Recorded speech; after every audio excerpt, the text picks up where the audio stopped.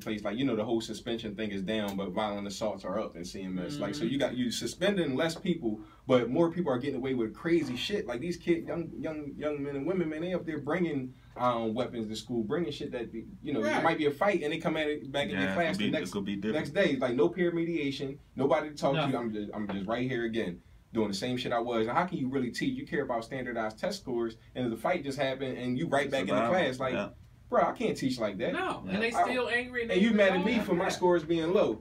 They know that, though. I mean, they know it, but in the same time, they're not doing shit about it.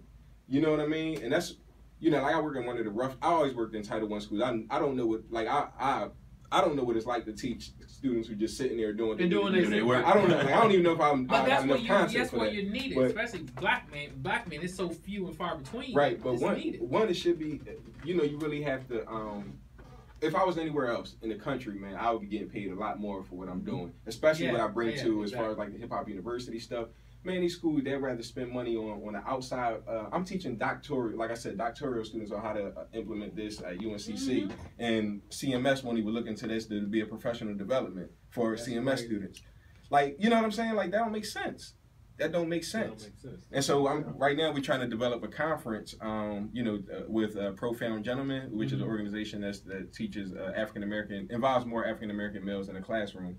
So I'm trying to set up a conference between them, the Urban Education Collaborative at UNCC, to kind of develop, you know, how can you include hip hop into the classroom, and then have different guest speakers talk about what they do and all that kind of stuff, because, you know, CMS ain't gonna give it to me, so I gotta go outside of them to kind of do what I want to do, you know. And have you tried to talk with you should try to reach out to Ninth Wonder.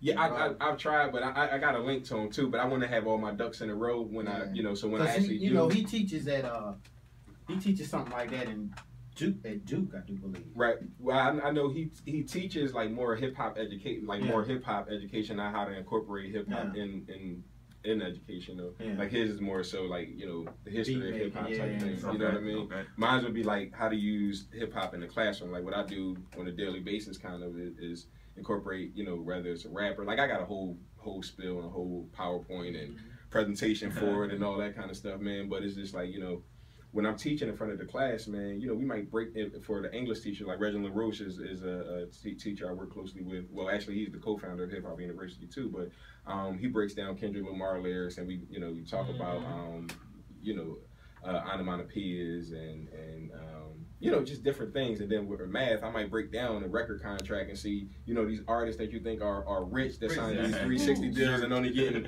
5%, but they got to pay, you know, you talk about negative and positive integers. Like I incorporate hip hop in my lesson as a math teacher. So I'm just trying to tell people, this is how you get the kids to buy in. You got to get them to buy in first. You know what I mean? That's my wife's first thing she does. Right. And once they buy in, you can kind of teach them anything, because they're not dumb. They just don't give a fuck about what you're teaching. You know what I'm saying? They don't